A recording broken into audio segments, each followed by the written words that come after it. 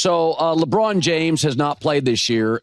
He will not reportedly go on the Lakers' 5-game road trip. He's got a sciatica issue. That's a nerve in the lower back, and also where Napoleon was exiled to, sciatica.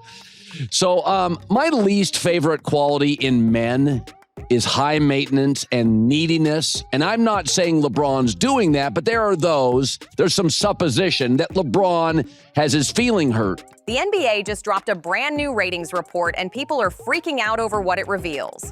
Viewership is shooting up to heights we haven't seen since 2010. And here's the part that's got everyone whispering like it's some secret meeting gone wrong. The league's so-called king isn't even in the main conversation anymore. And these numbers are quietly showing exactly what that means. Check this out. The league finally released the official viewership stats for the first 2 full weeks of the season, and the jump is straight up wild. We're talking a shocking 92% spike compared to last year, and no, that's not a glitch or someone making numbers look cute. The NBA is pulling attention like it's the early 2010 era again, back when Kobe Bryant was out there lighting up every arena and making the whole sport feel electric. To really feel how crazy this comeback is, you gotta remember how rough things looked just last season. Regular season viewership across national networks was hovering around 1.553 million per game, and the season before that barely looked better. Fans were clowning the league nonstop, saying it lost its spark, lost its edge, lost the vibe that used to make every game feel like an event. And here's the part nobody wanted to say out loud because it felt embarrassing. The WNBA was pulling around 1.2 million viewers per game. When another league starts creeping that close to your numbers, you already know people in the NBA offices were stressing hard. You can tell something serious is happening when the whole vibe of a league flips overnight, and this season it hit like a crazy plot twist. Opening night alone pulled in 5.61 million viewers, the biggest opening night since 2010. And that's the kind of number the finals have been struggling to hit lately.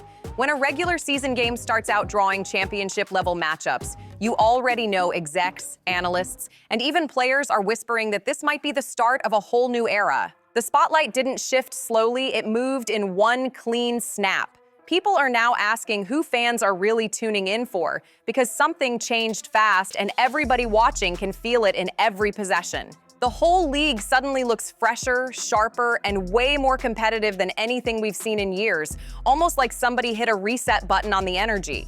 So what really changed? LeBron's going to be watching this team while he's out. And if while he is out, they are struggling, that could lead to the next step. Chich. Down court, Reeves. Dunk it in. Doncic, 47. And that'll do it. A disheartening defeat. Underneath, there's Luka. He puts it up. He puts it in and one. And the Lakers are on their way to evening their home record at 2-2. Flashback. Remember what Shams was told by Rich Paul? That the Lakers, Rich and LeBron, they'll be watching every move because the priority at this stage is to win. Right. If they're not winning, maybe he's going to have to go elsewhere. A lot of people online keep pointing to one huge absence that the media doesn't want to touch. LeBron James isn't the center of the action right now, and that alone is making viewers look at the game with a whole different lens.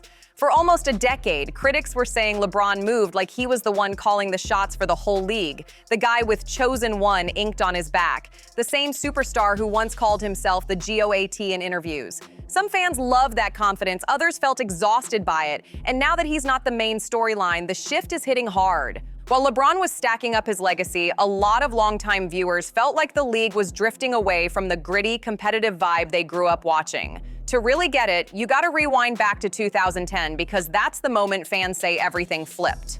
When LeBron announced he was taking his talents to South Beach, it wasn't just some free agency news. It became the launch of a whole new era that people are still debating like it happened yesterday. The super team wave took over fast, and suddenly the league started feeling predictable to viewers who wanted shock value, chaos, and real grit in the storylines. From 2011 all the way to 2020, the spotlight followed LeBron everywhere he went, from Miami with Dwyane Wade and Chris Bosh, back to Cleveland with Kyrie Irving and Kevin Love, and then over to the Lakers. No matter where he landed, the conversation locked onto him like a magnet. Fans argued nonstop about whether these squads were way too stacked or just smart power moves, and those debates completely took over NBA culture. Every time a trade happened or a superstar teamed up with another one, the talk wasn't about balance or underdog magic anymore. It turned into another headline about who built the strongest crew. And that's when some viewers started checking out. But it wasn't just about super teams, not at all. People were also heated about a new trend popping up everywhere, the rise of load management. Players started sitting out more often, and the whole topic became a massive argument across social media, barbershops, and podcasts, because fans felt like the competitive fire was getting watered down. Some people said load management protected athletes, while others said it made the whole regular season feel watered down and less serious. And because LeBron was the biggest name in the entire sport, every rest day he took became a headline whether he wanted it or not. Whenever he sat out or paced himself on defense, fans online instantly compared it to older eras and said the whole vibe didn't hit the same anymore. Sure, he wasn't the only player trying to balance rest, expectations, and staying in the league for the long run, but he was the one everyone watched the closest. That spotlight came with nonstop criticism, memes, and endless arguments about what the modern NBA should even look like. Fans paid real money expecting to see the league's biggest superstar, and the second he rested, social media exploded like someone pulled a fire alarm.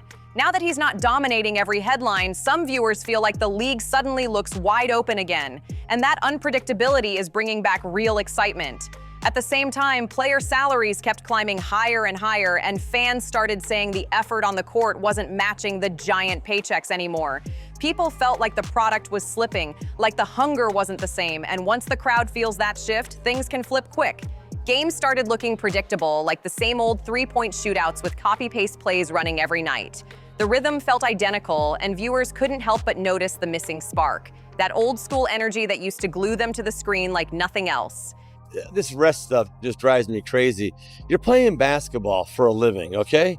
I understand if you're working the coal mine, that you may need a rest day after it. You're playing basketball. Fans aren't slow at all. They saw the drop in intensity and instantly switched to other channels because the magic just wasn't there anymore. The league lost that must-watch feeling, and people were loud about it all over the internet. But here's where things finally get interesting, because with LeBron sitting out the first few weeks due to his sciatic issue, fans got a clear look at what the NBA looks like when fresh stars step up, and the reaction has been crazy. Nikola Jokic is out here doing things people swear they've never seen before, and he's doing it like it's nothing.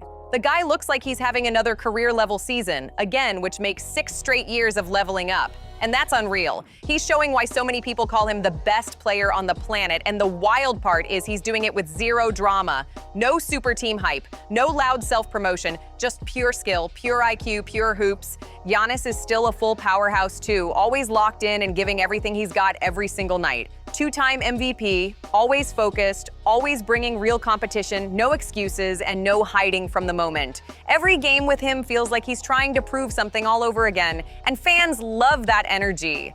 And then there's Luka, out here lighting the entire league on fire like he doesn't even feel pressure. The man is almost averaging a 37-point triple-double to start the season, and he's doing it with a calm confidence that makes every move look easy. These aren't video game numbers, this is real life happening right in front of us, and people can't believe what they're watching.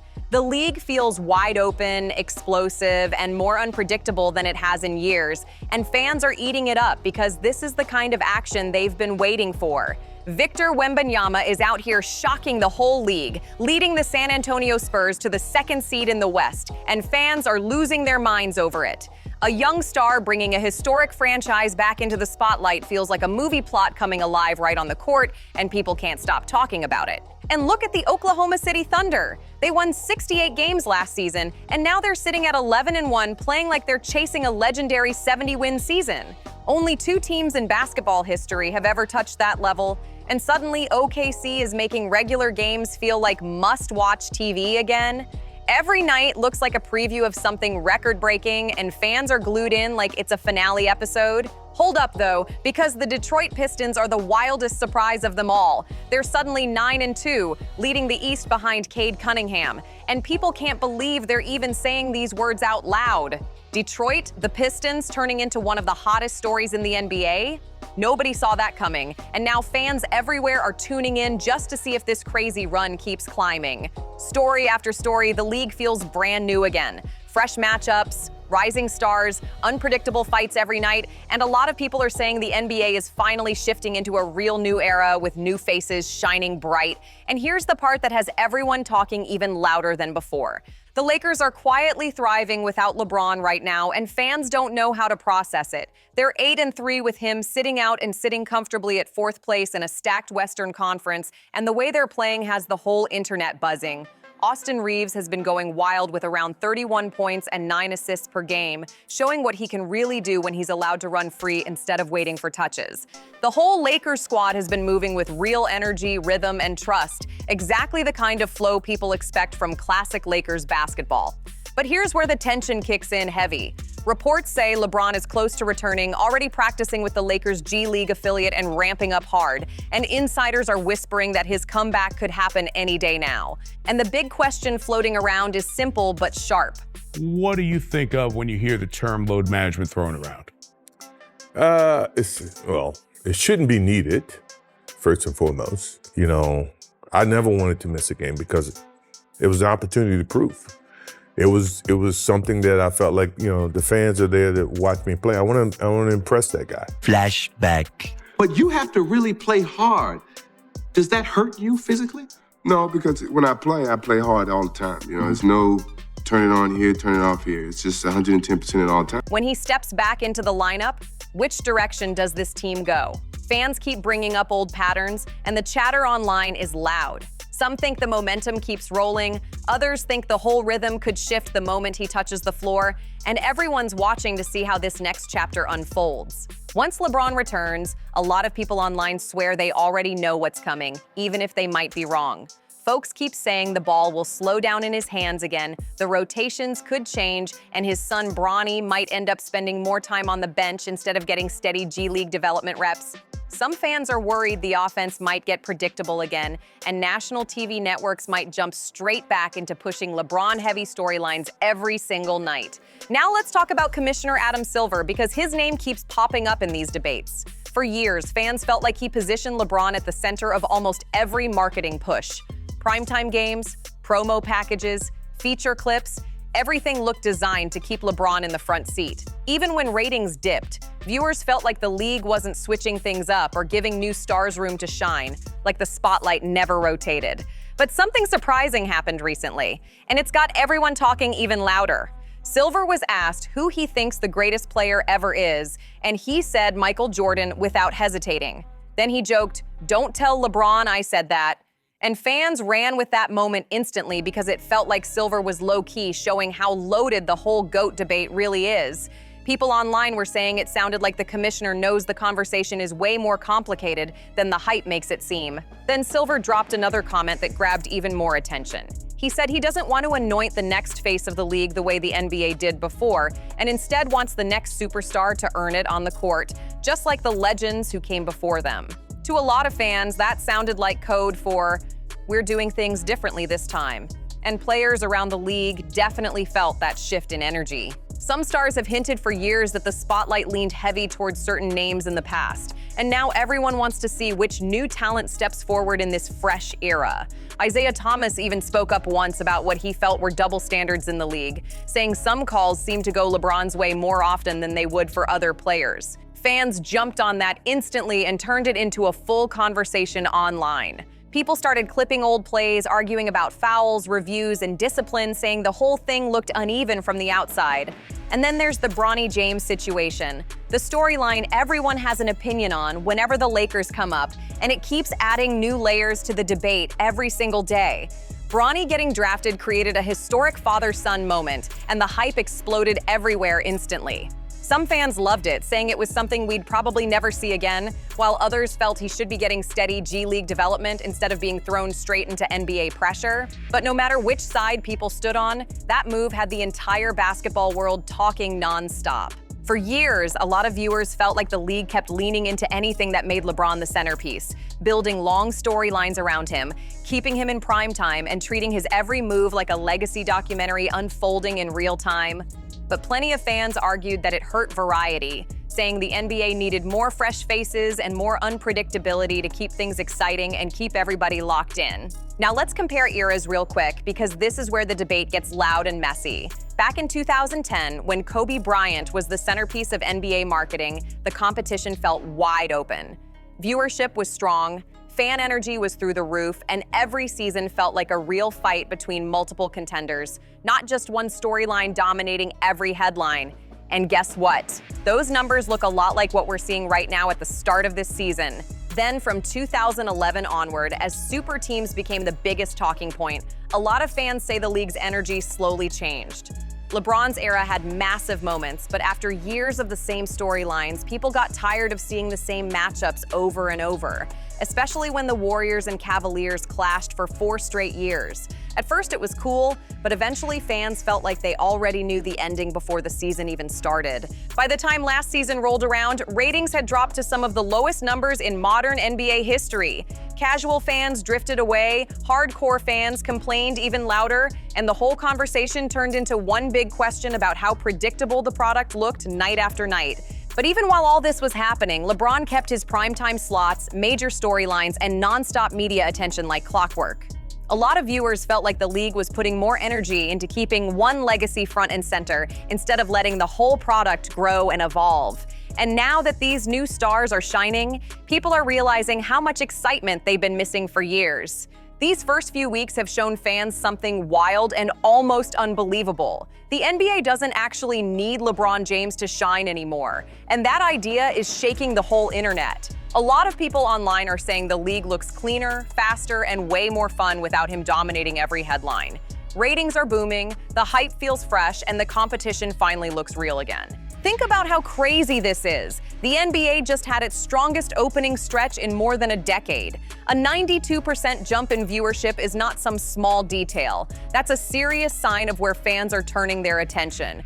Young stars are cooking, teams are battling every night, and the energy feels unpredictable in the best way possible. And the one major difference during this wild, hot start? LeBron hasn't been on the floor, and that has sparked one of the loudest conversations of the season. Now he's gearing up for his return, and with him turning 41 in December, everyone knows his career is entering its final chapters. Fans are wondering what the league will look like once he finally steps aside completely. Some people are saying the NBA might finally breathe again, letting new superstars take the spotlight with fresh energy and new storylines that hit way differently and feel more alive than anything we've seen in years. Adam Silver might not say anything publicly, he really can't, but fans keep pointing straight at the numbers and saying they're speaking louder than any press conference ever could. The big debate right now is whether the NBA slowed down these past years because the spotlight stayed locked on one guy for too long instead of letting the whole league shine with real balance. To a lot of viewers, the solution looks simple. Stop pushing old narratives. Stop building everything around one superstar. Let these young killers hoop free and bring back the raw edge the game used to have. These 3 weeks without LeBron have opened people's eyes to what the NBA can look like when every team gets a fair shot at the spotlight, and the reaction has been wild. So here's the real question. Are these ratings just a random coincidence? Or is this legit proof the league looks different when LeBron isn't on the court controlling every headline? Drop your thoughts in the comments because I want to hear every single take. Make sure you like, subscribe, share, and turn on your notifications so you never miss an upload. The league is shifting fast, and we're breaking down every wild twist and turn right here.